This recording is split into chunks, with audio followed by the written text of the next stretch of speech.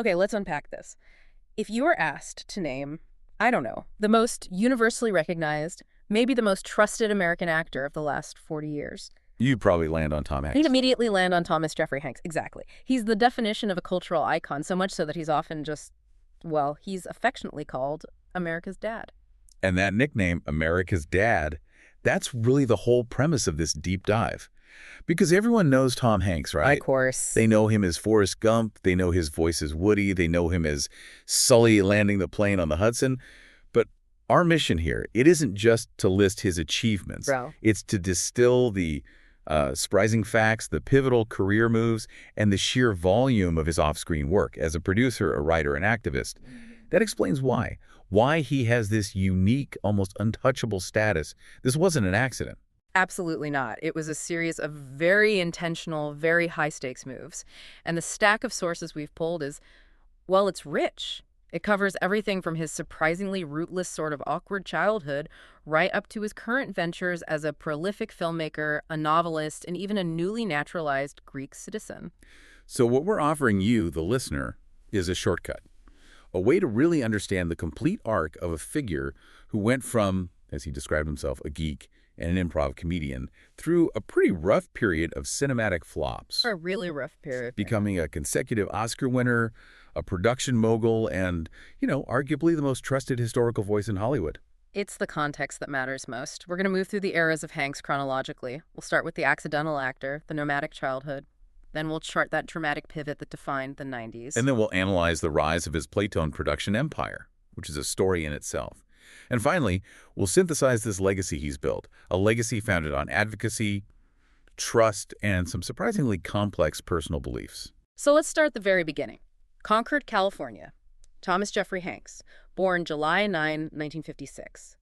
And what immediately jumps out from all the sources is that his early life was, well, it was anything but stable. It's the single largest point of contrast in his whole biography. I mean, it's critical context, especially when you think about the reliability and the moral certainty he projects today. A massive contrast. His parents, his mother, Janet Marilyn, was a hospital worker from a Portuguese family. And his father, Amos Bud Hanks, was an itinerant cook with English ancestry. They divorced in 1960. He was only 4 years old. Just 4. And that's when, as you said, the stability just evaporates. He was constantly moving. He lived primarily with his father, who kept moving for different jobs, different relationships. Our sources detail the sheer physical instability of it all. By the time Tom was 10, he had lived in 10 different houses. 10 different houses by age 10. He moved through foster homes, various family members' houses, just transient towns all across California. Imagine that lack of grounding. I mean, that kind of repeated upheaval during those really crucial formative years. Yeah. It often manifests later as an intense need for stability or control, or maybe an ability to adapt very, very quickly to new environments. He was always the new kid. Always the new kid, always having to read the room fast, which, is a fantastic skill for an actor, but it's got to be exhausting for a child. I wonder if that feeling of being an outsider, if that's what contributed to his initial social awkwardness. He described his teenage self as horribly, painfully, terribly shy. He even labeled himself a geek, a spaz. And yet that instability wasn't just geographical, it was also religious. His background included both Catholic and Mormon influences, and one journalist even characterized him for a few years as a Bible-toting evangelical teenager. That religious searching, it feels like a young person trying to find some kind of structure, some certainty in a life that was just chaotic. Exactly. But here's the paradox. Even while being horribly shy, he was also the class clown. He was the guy who'd yell out funny captions during film strips.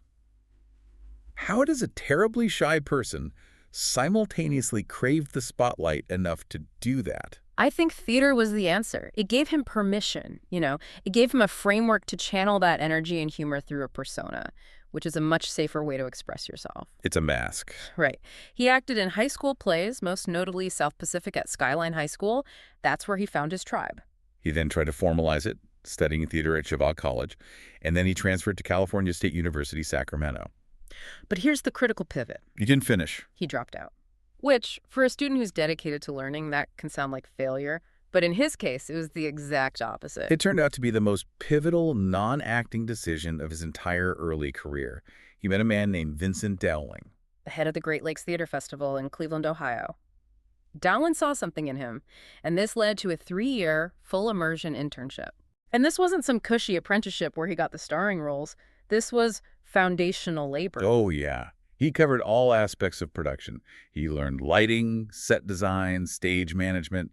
He absorbed the entire craft of making theater, not just performing in it.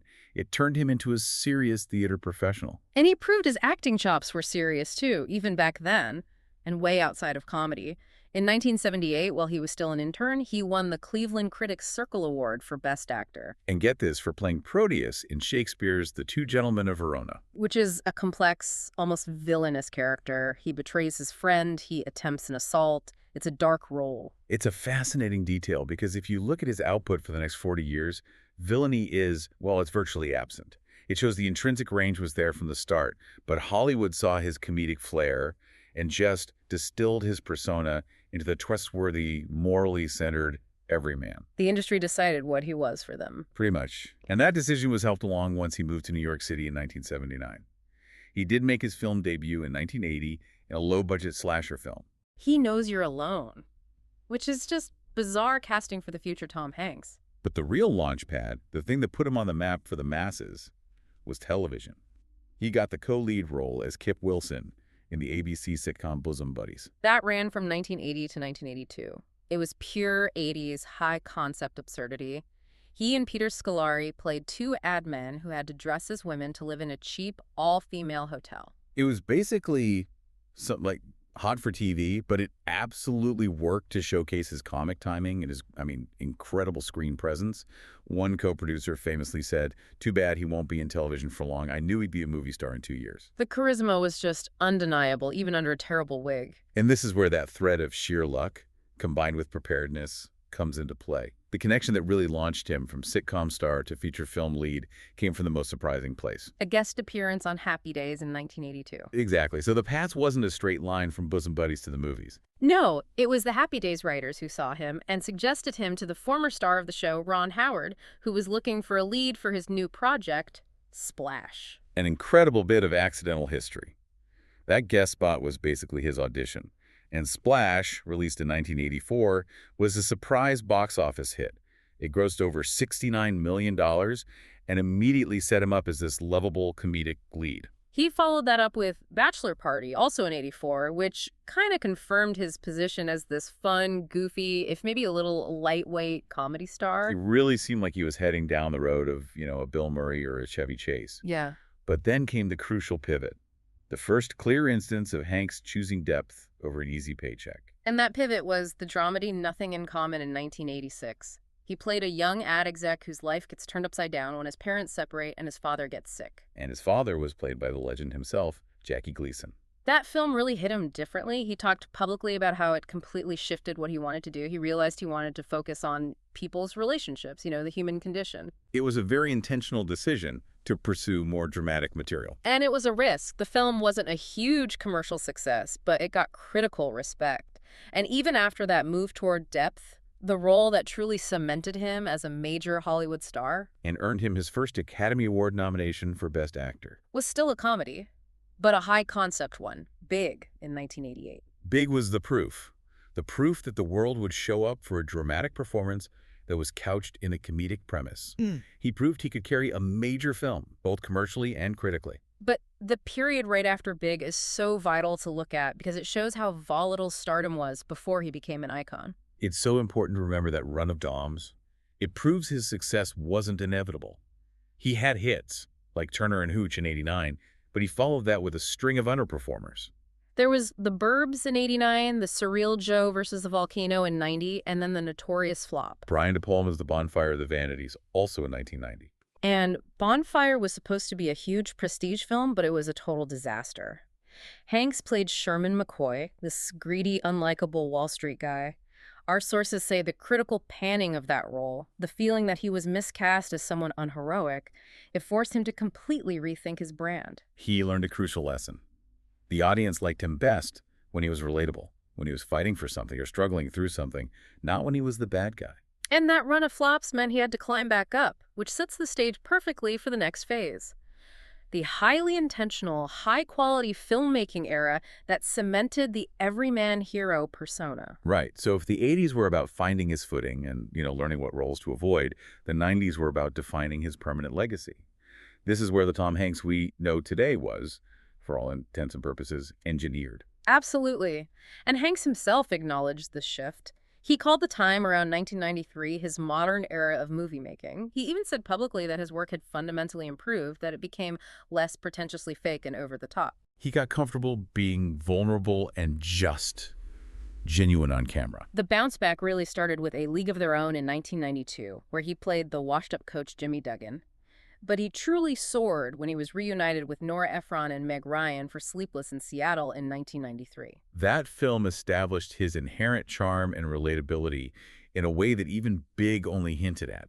Critics basically hailed him as the premier romantic comedy lead of his generation.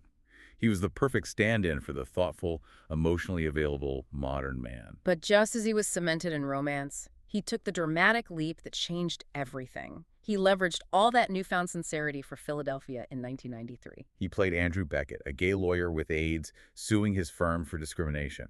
This was a hugely sensitive, culturally important role at the absolute height of the AIDS crisis. The dedication he brought was just total. Our sources confirm he lost 35 pounds. He thinned his hair to appear sickly, a physical commitment that went way beyond just acting. And the performance was universally acclaimed for its dignity, its emotional nuance. Leah Rosen of People magazine said Hanks was flat out terrific, giving a deeply felt, carefully nuanced performance that deserves an Oscar. And he won. But what's truly significant about that moment, maybe even more than the Oscar itself, is how he used that acceptance speech. That's where the power of the icon starts to bleed into genuine advocacy, right? Exactly. He took that massive global platform to acknowledge two people from his life, his high school drama teacher and a former classmate who were gay. He thanked them for existing and for inspiring him. It spoke volumes about leveraging his mainstream trust for genuine social visibility. In the heart of Hollywood. And then he followed that career-defining, intensely serious role with Forrest Gump in 1994. Playing a man with an IQ of 75 who stumbles through major American historical events, the film was an absolute global phenomenon, grossed a massive $678 million worldwide. The impact of Forrest Gump really can't be overstated. It was a cultural touchstone. But for Hanks personally, winning for Gump made cinematic history. He became only the second actor to win consecutive Best Actor Academy Awards. That puts him in the rarest of rare air in Hollywood. Only one other man had ever done it. Spencer Tracy, who won back in 1937 and 1938. And here's that fascinating, almost unbelievable historical nugget. It's stunning. Both Hanks and Tracy were the exact same age when they won. 37 for their first, 38 for their second. The parallel is just incredible. It suggests there's this specific peak where actors capable of that kind of grounded human performance just resonate most powerfully with the culture. And this decade wasn't just about collecting Oscars. It was about multi-genre dominance. He was ensuring he would never be pigeonholed again like he was in the 80s comedy scene. Exactly. He immediately jumped into action and history, reuniting with Ron Howard for Apollo 13 in 1995, playing Commander Jim Lovell. It cemented his status as the default voice of American historical integrity. But the genre move that arguably had the greatest long-term cultural impact was the role that defined a whole generation of kids and adults. Sheriff Woody in Pixar's Toy Story. In 1995. And Woody is fascinating because the character embodies his entire persona. Loyalty, a little bit of anxiety, deep morality, and above all, trust. This cemented his voice as universally iconic, a role he reprised in Toy Story 2, 3, and 4. For millions of children around the world, Woody is Tom Hanks. It's the ultimate expression of trust and reliability. If Tom Hanks's voice is leading a children's film, you just know it's safe and it's quality. That decade also saw his crucial move behind the camera. He made his directorial debut with That Thing You Do in 1996. A film about a 1960s pop group, where he also starred as the music producer, Mr. White. And this debut was so critical because it led directly to the formation of what would become his massive production company. He and producer Gary Gutzman created Playtone. Named, of course, after the record company in the film, Playtone would become the quiet engine of his second hugely influential career. And we can't overlook the massive capstone of the decade, the war epic he made with Steven Spielberg, Saving Private Ryan, in 1998. It was critically acclaimed, praised by the military community for its brutal realism, and it got him another Best Actor nomination. It was hailed as one of the finest war films ever made, largely because of his grounded performance as Captain Miller. That partnership with Spielberg, plus the military focus, that would ultimately define Platone's most prestigious successes. He then closed out the decade by reteaming with Efron and Ryan for You've Got Mail and starring in the dark Stephen King adaptation, The Green Mile. So by the year 2000, Hanks wasn't just a star. He was an institution, built on consecutive Oscars, director and producer credits, and the voice of a universally beloved animated character. He had the capital emotional and financial to become the filmmaking force that would define the next 2 decades. As we get into the 2000s, the narrative shifts dramatically. It's not just about the star who acts anymore. It's about the powerhouse who creates, who produces, who collaborates across every genre, leveraging that image as the trusted guide. This era is defined by extreme physical demands and massive box office franchises. We start right away with Castaway in 2000, reuniting with Robert Zemeckis. He's playing the marooned FedEx analyst Chuck Noland. That film required maybe his most intense physical transformation since Philadelphia. He had to gain weight, and then production shut down for a whole year. A whole year. While he lived on an island to lose 50 pounds, grow his hair long, and just appear genuinely starved for the second half of the movie. And that kind of physical commitment, it came at a personal cost. Our sources indicate those weight fluctuations for roles like A League of Their Own, and Castaway might have contributed to his later type 2 diabetes diagnosis. Which he revealed in 2013. He literally put his body on the line for his art. And the sacrifice paid off. Roger Ebert praised the performance, saying Hanks proves here again what an effective actor he is, never straining for an effect, always persuasive even in this unlikely situation. That perfectly highlights what critics called the James Stewart quality, his ability to make the extraordinary feel intensely human and completely relatable. He's stuck on an island with a volleyball, but you are all in on his struggle because Hanks grounds it in universal emotion. In 2002, he deliberately moved out of the nice guy box again. He took on an anti-hero role in Road to Perdition, playing a hitman on the run. Not a villain, but definitely not the typical moral anchor. And then he reunited with Spielberg for Catch Me If You Can, playing opposite Leonardo DiCaprio as the dogged FBI agent. And this period of dramatic versatility was mixed seamlessly with the global franchise era. He stepped into the very lucrative role of Professor Robert Langdon for the Dan Brown blockbusters. Starting with Da Vinci Code in 2006, followed by Angels and Demons in 2009. These are not critical darlings by any stretch. No, but they were massive financial successes. The first film alone grossed over $750 million worldwide. It cemented his ability to open a colossal global film based almost entirely on his name recognition and that inherent trustworthiness. He could sell anything. He also embraced deep genre experimentation. In 2004, he starred in The Polar Express, using motion capture to play multiple roles: the conductor, the hobo, Santa. He leaned into Zemeckis' evolving technology, really showing a willingness to be a guinea pig for new cinematic techniques. But the true story of the 2000s and beyond, the legacy that will probably outlive many of his acting roles, is Playtone, the production company. Playtone became synonymous with high-quality, meticulously researched, historically accurate military miniseries, primarily for HBO. This is where his interest in history and his military advocacy really merged with his artistic power. Let's just look at the scale of their early success.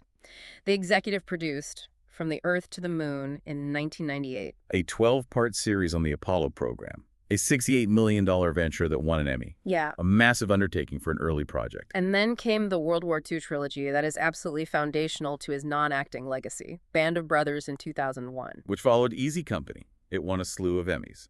Then The Pacific in 2010, focusing on the Marine Corps. And most recently, the third installment, Masters of the Air, in 2024, focusing on the American bomber crews. These aren't just films. They are massive, expensive, critical pieces of popular history. They define the narrative of American involvement in WWII for an entire generation. They also produced other lauded historical works like John Adams. What's fascinating about Playtone, though, is its strategic balance. They aren't just a niche war history company. No, not at all. They also produced the blockbuster musical comedy Mamma Mia in 2008 and the surprise indie hit My Big Fat Greek Wedding in 2002. That balance is key to their influence. They have the heavy, prestigious historical work that builds critical respect, and then the massive commercial successes that keep the lights on. Which is why, at age 45, he became the youngest ever recipient of the American Film Institute's Life Achievement Award in 2002. And his late career acting work shows the same dedication to versatility and often biography. He made his Broadway debut in 2013 in Nora Ephron's Lucky Guy. Earned a Tony nomination. And incredibly drew huge crowds, like 300 fans waiting outside after every single performance. The highest number recorded for any Broadway show. Think about that drawing power. It's not just star power. It's the public wanting to brave crowds just to see the man who embodies decency. And this is the era of the biographical roles. He played Captain Richard Phillips in Captain Phillips, Sully Sullenberger in Sully, and maybe most notably Walt Disney in Saving Mr. Banks. And our sources point out he was the first actor ever to portray Walt Disney in a mainstream film. That says so much about needing an actor whose public image matches that revered, if complex, icon. And then there's the role that really earned him the America's Dad title, Fred Rogers in A Beautiful Day in the Neighborhood. The only person trusted enough to play the ultimate friendly neighbor. Got him an Oscar nomination for Best Supporting Actor. Post-2020, we see him pivoting to streaming and writing. He wrote and starred in the WWII film Greyhound, which went to Apple TV Plus Hair. He played the heavily costumed Colonel Tom Parker in Elvis in 2022. And we should pause on that Elvis performance, because for all the accolades we've discussed, he did receive a Golden Raspberry Award nomination for Worst Supporting Actor for that role. A Razzie nomination. For Tom Hanks, that's almost more shocking than the consecutive Oscars. It is. And the accompanying Worst Screen Combo Award cited Tom Hanks in his latex-laden face and ludicrous accent. Wow. So was it the performance itself or just the combination of the thick prosthetics and the cartoonish, morally gray character that finally broke the suspension of disbelief for America's Dad? I think it was the latter. Yeah. It was the icon trying to play too far against type, and the makeup just overwhelmed his natural acting style. But it was a momentary blip. He's recently worked with Wes Anderson. He's reunited with Zemeckis and Robin Wright for an upcoming film. He is not slowing down. Okay, so we've covered the roles, the production company, the accolades, but the true unique selling point of Tom Hanks, the engine that powers all that trust, is the man behind the persona. Right. His personal life, his deep connections, his surprising interests, they're incredibly revealing. Let's start with family and faith. He was first married to Samantha Lewis, had 2 children, Colin and Elizabeth. Then he met his current wife, actress Rita Wilson, on the set of Bosom Buddies. They reconnected and married in 1988. And they have 2 sons, Chet and Truman. What really stands out about his second marriage is the convergence of faith. Hanks converted to Rita Wilson's Greek Orthodox faith before they married. He actively attends church, but he articulates his faith less as rigid dogma and more as pondering the mystery. He focuses on the why. Why are people the way they are? Why do bad things happen to good people? That meditative approach to belief, it feeds directly into the sincerity he brings to his roles. And that conversion, that deep connection to Greek culture, it directly relates to one of the most remarkable honors he's received. In 2020, Hanks and his immediate family were granted honorary Greek citizenship. By the president of Greece. That is an exceptional, rarely granted honor for a non-Greek national. The citation was specifically for their exceptional services to Greece, noting their role in bringing global attention and appealing for aid after that devastating Maui wildfire in 2018. He and Rita Wilson effectively leveraged his global platform to assist in a national tragedy. It's proof that his image as a genuinely caring figure translates into real-world influence. And speaking of surprising, almost fated connections, he has some extraordinary distant relatives. Oh, this is amazing. He discovered through Ancestry.com that he is a distant cousin of President Abraham Lincoln. A relative of Lincoln's mother, Nancy Hanks. And right before the release of A Beautiful Day in the Neighborhood, he learned he's a 6th cousin of the man he was playing, Fred Rogers. Come on. Talk about fate intersecting with career. It's almost too perfect a story for the man who embodies American kindness and historical integrity. It's just a strange genealogical validation of the whole America's Dad image. Now, moving to his public advocacy, one of his longest-standing passions is space exploration. He originally wanted to be an astronaut. He's a staunch supporter of NASA. He's on the board of governors for the National Space Society. He didn't just play a role in space history. He actively contributed to preserving it, co-writing the IMAX film Magnificent Desolation. And his military advocacy is equally profound. In 2006, he was inducted as an honorary member of the U.S. Army Rangers Hall of Fame. To be clear, he was the first actor ever to receive such an honor. This was for his accurate and empathetic portrayal in Saving Private Ryan and his long-standing support of veterans. He recently solidified that support by founding the coffee company Hanks for the Troops in 2023. It's a very conscious move to integrate his celebrity into commerce that directly supports military families. It's the monetization of trust for a good cause. And we should briefly touch on his political views, which lean Democratic. He's endorsed Obama, Clinton, Biden. But even in his advocacy, there are moments that reinforce the dad image. The moment that stands out is his reaction to California's Proposition 8 in 2008, which was about defining marriage. He was outspoken against it and even called supporters un-American. But that moment, and the immediate apology he offered, is telling. He later walked back the statement, acknowledging that nothing is more American than voting your conscience, even if you disagree. Okay. It shows him as well-intentioned, but also willing to admit when he gets overheated. It grounds him.